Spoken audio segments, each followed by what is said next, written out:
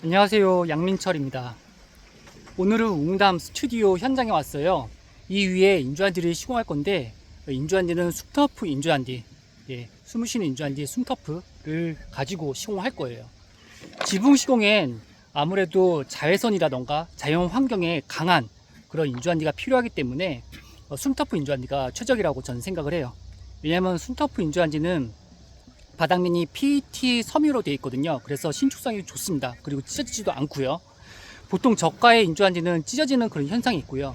그리고 방수 때문에 타포린도 깔고 그 다음에 그 위에 이제 인조잔디를 까는데 다 뜯어지는 경우가 있습니다.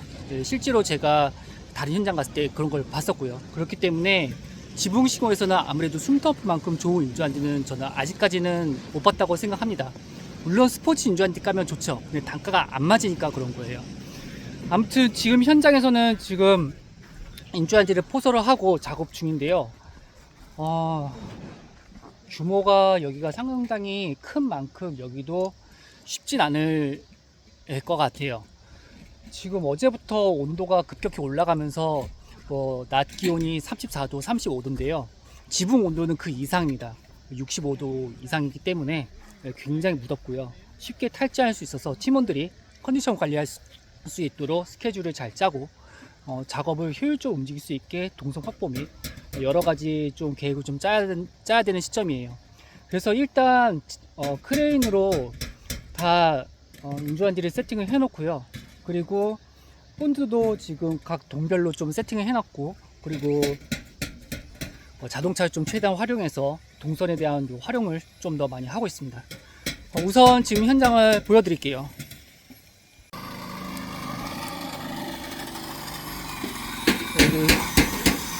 만든 지 얼마 안 된 스튜디오거든요. 웅담 스튜디오라고 있는데 지금 만든 지 얼마 안 됐기 때문에 인조잔디가 안 깔려 있죠. 지금 아침 7시 43분 지금 이슬이 맺혀 있는데요. 이건 금방 없어질 거예요. 이제 웅담 쪽, 이쪽은 지금 어디냐면 경기도 파주예요. 이제 파주에 있는 이런 스튜디오들은 대체적으로 바람의 영향을 굉장히 많이 받습니다. 파주가 지금 날씨가 좋아서 그런데 겨울이라던가 아니면 그 9월달 바람 많은 계절에 오면 인조잔디가 날리거든요. 그래서 이 지붕 시공하기가 굉장히 까다롭죠.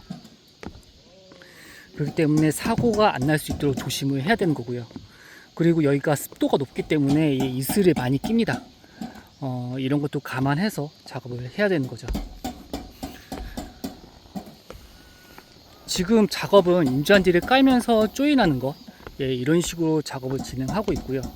그렇게 날리지 않으니까 그렇게 작업을 하고 있고, 그 다음에 제일 중요한 것, 작업 시 주의사항은 용마루를 밟지 않고, 최대한 이게 밟지 않고 작업을 해야 된다는 거. 지붕에 파손이 있으면 아무래도 방수가 손상이 되기 때문에 이런 거는 좀 조심하면서 저희가 작업을 하고 있습니다. 지붕 시공의 가장 어려운 점은 전에도 말씀드렸듯이 아무래도 체력 소모가 굉장히 심합니다. 이거 한번 하고 나면 몸무게가 한 1, 2kg 빠져요. 그리고 컨디션이 안 좋을 때는 감기도 걸리기도 하죠. 그렇기 때문에 아무래도 몸 관리가 제일 중요하고요. 그리고 이쪽 지붕이 아무래도 여기는 전에 있던 현장이랑 다르게 사다리가 없어요. 그래서 장비를 타고 올라가기 때문에 이런 부분도 좀 조심해서 해야 되는데, 제일 난감한 건 이제 아무래도 용변 해결이겠죠. 그리고 이제 물 보급도 그렇고, 이런 것도 좀 감안을 해야 되는 게 지붕 시공입니다.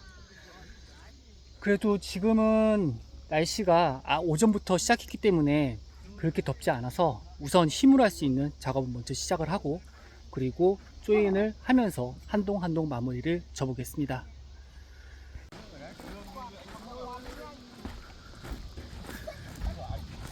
지붕에 인조잔디를 깔 땐 최대한 조인이 적게 되도록 저희는 한 폭으로 이렇게 재직을 해서 들어와요.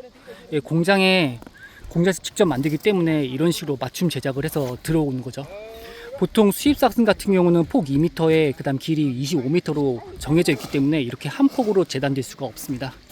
그런데 저희 같은 경우는 공장에서 직접 만들기 때문에 이 폭에서 저쪽 폭만큼의 그 길이만큼 재서 재단을 하기 때문에 이렇게 용마루도 조인 없이 한 번에 이렇게 재단됐기 때문에 아무래도 내구성이라던가 그리고 조인 부분이 적기 때문에 터짐이 확실히 줄어들죠. 이게 바로 숨터프 인조잔디입니다. 보면 PET 섬유로 되어 있고요. 이쪽 자체가 섬유로 되어 있기 때문에 찢김이 없습니다. 터질 염려가 없다는 거죠. 보통 자외선은 PP가 취약하기 때문에 터지거든요. 이런 기포지라던가 아니면 백코팅 자체도 터지기 때문에 외부에서 사용할 때는 굉장히 취약하지만 숨터프는 PET 섬유로 되어 있는 천을 사용했기 때문에 그런 터짐이 없습니다. 만약 터진다 하더라도 조인 부분이 이렇게 벌어지거나 그렇게 터질 수 있는데 그런 건 접착력이 약해서 터지는 거기 때문에 이런 건 본드를 칠해서 다시 붙이면 그대로 붙습니다. 그렇기 때문에 저는 이 지붕 시공엔 숨터프가 최적이라고 생각을 하고요.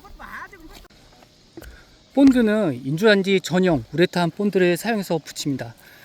지금 본드를 칠하고 있는데요. 이런 식으로 지금 본드를 칠해서 이제 확실히 붙을 수 있도록 지금 작업을 하고 있습니다. 저희가 사용하는 인조잔디 전용 본드예요. 이거는 실외용으로 아무래도 이걸 사용하면 접착력이 강력하기 때문에 인조잔디 시공 현장에서는 이 본드를 쓰고 있고요. 이 본드는 주제인 10kg와 경화제 5kg, 총 15kg를 사용해서 섞은 다음에 사용을 하는 거예요. 그러니까 일반인들이 사용하시기에는 양이 좀 많으니까 그런 건 참고하셔서 사용하시면 되겠습니다. 인조잔디 사용 면적은 이 총 면적 대비 대략 120%가 필요합니다. 왜냐하면 아래 보이시면 이 곡선에 따라서 인조잔디가 같이 맞물려서 이렇게 모양 따라 이렇게 바닥에 깔리잖아요. 이것까지 포함하니까 아무래도 면적이 늘어나는 거죠. 그리고 이 인조잔디가 숨터프이기 때문에 이런 것도 가능한 거예요. 그러니까 융단처럼 이렇게 카페트처럼 이 곡선에 따라 맞기 때문에 그래서 숨터프를 제가 추천을 드리는 거고요. 그리고 조인을 할 때 바로 맞조인을 하는 게 아니라 저희가 여분을 둔 상태에서 가해질을 하고 붙이고 있어요. 그렇게 해야 이음새가 좀 깔끔하게 정리가 되기 때문이죠. 이번 지붕 시공 프로젝트는 굉장히 큰 프로젝트예요. 왜냐하면 면적 자체가 다른데 거의 2배 정도 되는 면적이거든요. 아무래도 여기서 상주하면서 계속 일을 해야 되는 거고요. 그리고 팀원들도 계속 이 일을 하기도 하지만 아무래도 피로감이 있기 때문에 이걸 관리가 굉장히 필요한 현장이기도 합니다. 아무튼 지붕 시공엔 숨터프 인조잔디를 사용하신 걸 적극 추천을 드리고요. 그리고 스튜디오에서 인조잔디를 까신 다음 효과를 보셨으니까 저희한테 계속 주문을 하시겠죠. 근데 저희가 테스트를 해봐도 아무래도 스튜디오에 인조잔디 시공을 하면 몇 가지 좋은 점이 있는데, 첫 번째로는 빗소리가 굉장히 많이 반감이 됩니다. 거친 빗소리에서 둔탁한 빗소리라고나 할까요? 아예 안 나는 건 아니지만 굉장히 소음 저감이 되기 때문에 촬영에 굉장히 큰 도움이 된다고 합니다. 그리고 두 번째는 아무래도 이거를 했을 때 단열 효과도 있습니다. 저희가 운동장에 인조잔디를 깔았을 때 그 깐 바닥을 봤을 때 인조잔디 위는 표면이 대략 68도 정도 되지만 걷어냈을 때는 인조잔디 흙바닥, 그 인조잔디 바닥 깔았던 그 바닥 자체는 27도, 28도 그 정도 되거든요. 그런데 지붕 같은 경우는 아무래도 얇은 양철판이다 보니까 온도가 올라가긴 하겠지만 제일 중요한 건 이 인조잔디 자체가 빛을 반사시킵니다. 그렇기 때문에 그 한여름에 아무래도 좀 더 이 스튜디오 안을 좀 더 시원하게 만들 수 있기 때문에 아무래도 냉방 자체의 그런 에너지를 좀 더 효율적으로 사용할 수 있게끔 만드는 것도 있습니다. 여러 가지 인조잔디 깔았을 때 좋은 점도 있는데 이런 점 고려하셔서 스튜디오에 인조잔디 지붕을 시공하신다면 이런 거를 참고하셨으면 좋겠습니다. 그럼 다음번에도 좋은 콘텐츠로 찾아뵐게요. 감사합니다.